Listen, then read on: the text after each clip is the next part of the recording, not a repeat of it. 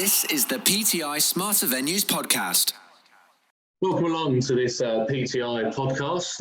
We're talking today about all things mobile apps and how to drive revenue streams within them with an initial filter of COVID-19, but also then beyond that.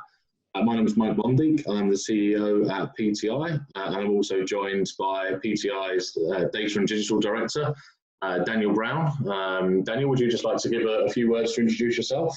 Yeah, hi there, Daniel Brown, Data and Digital Director for PTI, looking at and supporting our clients across their entire data and digital landscape with the intention to help monetize via fan engagement through the use of data insight. And we've got Michael, the Sales Director at Rover. Michael, do you want to just give us a bit of background on yourself and actually about Rover as a platform? Yeah, Mike, yeah, that's great. And thank you so much for having me join. I really appreciate your time today. My name is Mike Bohndiek. I lead the sales and partnerships at Rover. I'm really focused on helping clubs unlock their commercial potential on mobile. A little bit of background for you on Rover. We currently work with over 75 professional sports teams, helping them easily create mobile content at scale, eliminating the demand on their internal resources. This in turn opens up the door for new fan engagement and commercial opportunities that can be easily branded and executed both fast and cost effectively. Great stuff. And last but not least, we have Michelle, Client Engagement Director at PTI. Michelle, a few words from yourself. Hi everyone, yep, I'm Client Engagement Director. I deal with all of the clubs and venues that we work with at PTI, just looking for new opportunities for them to engage with fans and also generate some revenue and return on investment. I come from a commercial background in football clubs, so I understand quite a lot of the challenges that our clients are actually dealing with on a day-to-day basis. That's great. Thank you all for joining us today. So as we said, we're talking here primarily about sort of driving mobile app revenue and the importance that channel has taken on. The mobile apps have obviously been around for some time in the sports sector, but now we're sort of seeing the second coming in the last 2 to 3 years with a new wave of technology that's gone beyond the original hitbox of an app or a copy of the website app that we might have seen 5 to 10 years ago. Would you guys agree with that? Yeah, I think that's massively over the last 2 to 3 years. And a lot of that focus, I believe, has come from more of the in-venue experience with the technology for click and collect, etc. But now that is changing over time, and especially during this period, where there's now needs to be the need for more engaging content and now the understanding that there's a way to drive revenue as well as keep the fan engagement outside of the venue. I agree with you there, Daniel. There's definitely a renewed interest that Rover seeing. The role that a club app can play is definitely influential on all marketing channels. And an app is really becoming a lot more than just scores and articles. Apps are really considered as prime real estate on a fan's radar that can enable a club to create those data-driven engagement decisions for their fans that you mentioned. This is also in turn helping teams create new commercial inventory and help fulfill existing partnerships that they need to. And Michael, just to follow on with that second coming, that increase in the prime real estate and the renewed emphasis that you talked about, I guess there's two core challenges: rising costs of maintaining the app and the content and feature-hungry consumers that you'd have around wanting to see more and drive that competitive cycle, club to club, venue to venue. What's Rover's perspective and solution being to those challenges? Well, Mike, I think our perspective is pretty much in line with you. We think you're right on this, and there is a second coming, and where we are really moving past just having an app where these are just scores, schedules. I think it can be compared like any other digital channel. It's only as good as the content and value it creates for fans. The challenge has really been creating app content, has traditionally been very costly and normally super developer intensive. What we're kind of doing at Rover is providing clubs with a platform that empowers teams with the tool they need to execute on their content strategy without the traditional resources needed, like developers, technical folks. That's really our mission.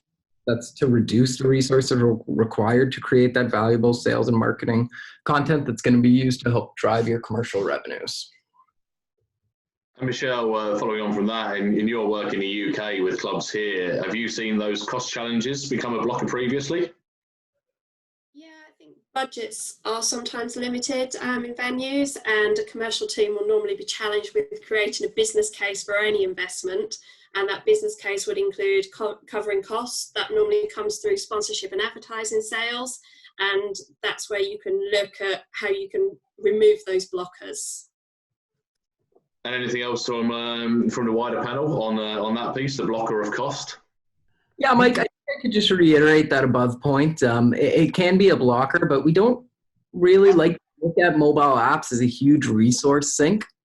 Really what Rover's trying to do is help clubs realize that they can drive that value with a fraction of the resources. And really this is going to be a channel that helps drive additional revenues. Yeah, absolutely. And it's obviously one of the core propositions from a PTI perspective to be fractional as a service. So allowing people to transform without some of the heavy upfront costs, because I guess it's often the case in any of these projects that ROI targets means that clubs often lose sight of the fan engagement elements and the content elements that actually provide the longer term upside, i.e. in order to get me to perform behaviour D as a customer, we first must engage me with A, B, and C technique to get me into that constant engagement model, and get me into the position to transition me into a revenue generating customer. Michael, what's your guys' thoughts on that from a Rover perspective? Well, I think monetization has really been focused on things like banner ads and pre-roll ads, and it's often at the expense of fan experience. I guess one thing that really bridges Rover and our product roadmap is how we can create value for partners and commercial purposes without compromising that fan experience. I think that's really important, Michael. And people always get bored of me when I say that the two levers, there's a revenue generation and the fan engagement element, whereby if you can pull one lever too far, then it negates the other. If you start moving them both in the right direction, that's when you start to win in terms of fan engagement as well as driving that revenue. Yes, I totally agree. It's kind of the perfect blend, Daniel. And what are the best examples you guys have seen in sort of the last 12 months with an engagement or a revenue hat on? We're obviously thinking pre-COVID at this stage. Michelle, do you want to kick us off? I think if we look back to the new Spurs Stadium, when that was opening, there was a lot of usage of the app to engage with fans, to keep them up to date with the progress of the build, but also offering virtual tours and trying to really interact with the fans whilst they couldn't actually go into their own stadium. But I think where they've really seen the benefit is beyond that initial engagement with the fans, they've offered free and easy to access Wi-Fi in the stadium, and they're delivering location-specific offers to fans directly through the app, which means that the fans are continuously looking at that, they're engaging with it, and then they can deliver targeted messages with sponsors and partners which don't feel intrusive to the fans that are receiving them. Absolutely. And Michael, anything from your perspective? Yeah, I love this question, Mike. It's great because teams always impress Rover how innovative they are. I think Michelle raised a great point. Location messages are something that's really exciting when we see our customers executing those style of campaigns. Clubs are always looking for new ways to engage their fans and partners. Every season, this innovation bar continually seems to raise itself. Some of the best examples that I've seen engage the fan while finding a seamless way to tie in partners. I'll name a few. But using our poll feature, teams like the Denver Broncos are asking fans to predict game elements before it even happens. Then the team is then retargeting all fans that predicted correctly with some awesome commercial activations. I really like those kind of two-part activations on mobile where you're engaging the fan and then you're following up with a premier commercial opportunity. I've also seen a large uptick in kid-centric engagement. While most teams engage their young at heart, the young are always a key demographic for teams, and I think teams are placing importance on this demographic. The Milwaukee Bucks, an NBA team, for instance, created a great mobile hub within their app, all sponsored by the retail store Kohl's. In the hub, there was trivia where the young fans could learn parts of the court, read basketball jokes, and play along with some fun games, including Spot the Difference and Follow the Path. Just really innovative ways to keep the young engaged. Lastly, I'll mention that our customers do create some incredible match day activations, from game day previews, recaps to man of the matches, and editorial pieces. I'd be remiss if I didn't highlight the trivia games that teams also launch through these match day activations. We've seen popular Trivia Tuesdays make its way to teams launch. And I've liked what I see with these trivias. It's an easy opportunity to include a commercial opportunity weekly in your content that's going out to engage fans. Daniel, what examples have you seen in that space? I must admit, Michelle stole my one as well. But the reason why I like the Tottenham one as well is it's the engagement to bring you along the journey. Engagement doesn't have to just be gamification; it's involving you as a community as well, which is what I liked in terms of taking you across the journey in terms of the stadium launch, and then post that. The next step is to actually bring that engagement now in the current situation and keep driving that engagement as well as driving that revenue. But what I liked about that app was keeping the fans involved with what's going on with those virtual tours, which I think is sometimes quite rare. It's bringing you that sense of ownership as a fan. Yeah, I guess talking of virtual, we obviously now have the challenge of COVID-19 and venues being closed, and that looking like being the case for certainly the short term, but potentially into the midterm too. So real estate within apps and sort of the place of app as part of content strategy has never been more important. But of course, we've got the challenges on a global basis of furlough in the UK, people being stood down in different territories. So there's kind of a lack of resources to manage it, or a lack of understanding as to how to actually commercialise it. Whilst we're in this period, how do we think the industry can address these? I think it points to a lot of what we can do with Rover, but there is an element that there is quite a bit of a resource sometimes required for your standard apps, which requires marketing resource to actually deliver on top of all the extra channels. Many clients kind of bring in this extra channel, but don't bring in extra resource to manage, when it's now becoming one of the biggest, it is possibly the biggest channels now available during this period.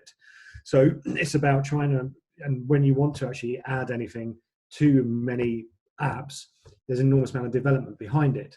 So it's about trying to be agile and bring those ideas to the fore without actually having to recode the back end of the app. I think, just to kind of elaborate on this point, the stoppage and play is actually in some cases place more attention on the reality that teams do leverage historical content to engage fans and provide those commercial opportunities. While fans in the stadium will always represent a major revenue stream, there's so much untapped potential among those who aren't at the game physically. Rover's seeing a lot of opportunity to engage the sizable segment of fans and the revenue opportunity that represents.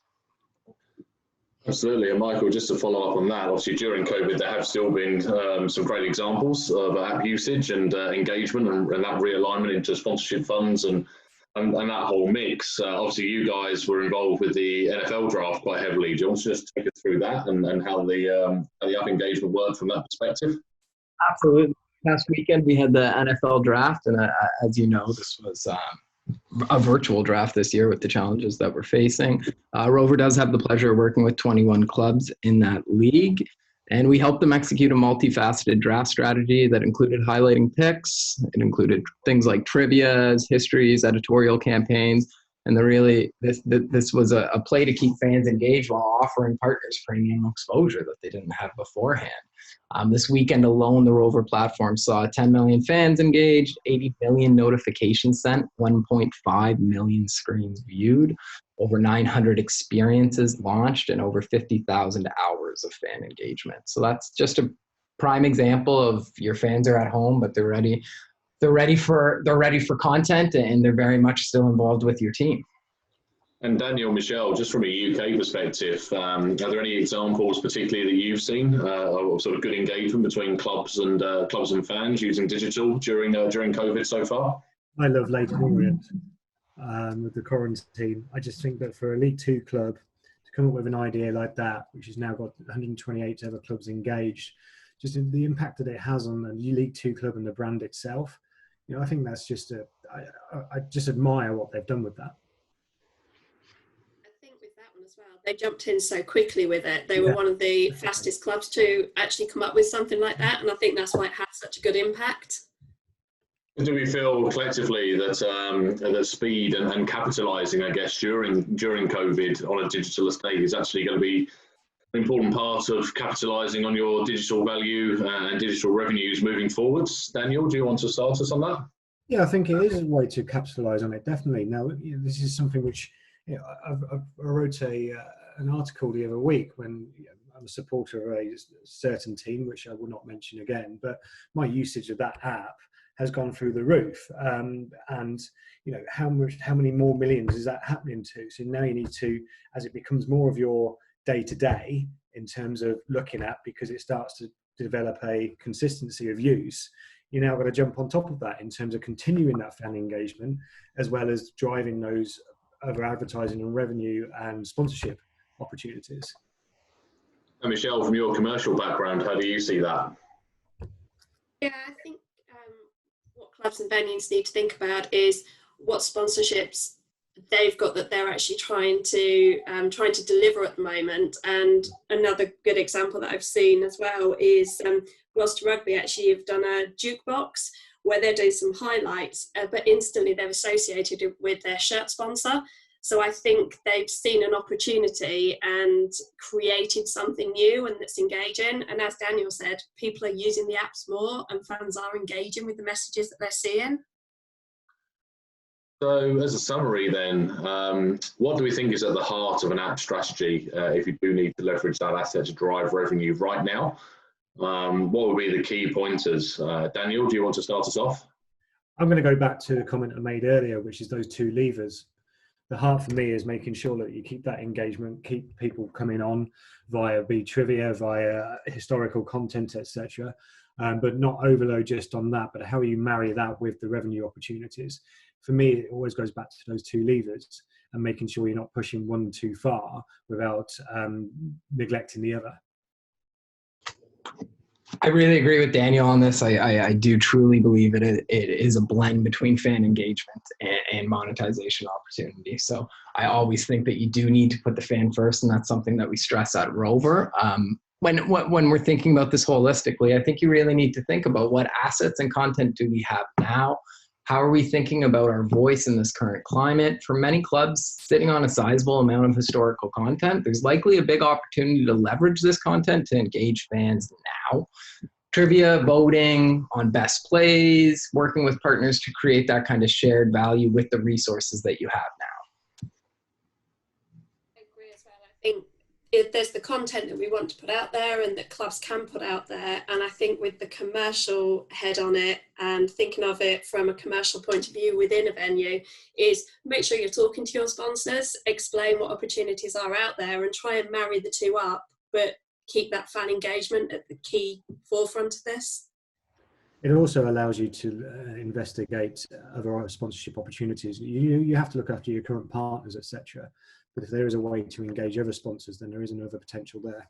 Well, great, thanks. Thank you all for that. I guess the summary really there seems to be that we can create genuine experiences in mobile and personalise them to the people who are actually viewing and consuming that content. We then have the chance to provide sponsorship value.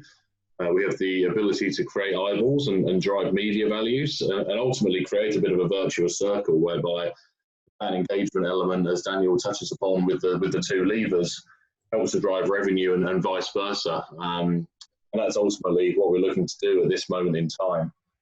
That's all we've got time for today. My thanks to the panel, Michael, Michelle and Daniel. You've been listening to the PTI podcast. Stay tuned for another episode coming soon. Thank you, everyone. Thank you. Thanks for listening to the PTI Smarter Venues podcast. Find out more about us at ptismartervenues.com.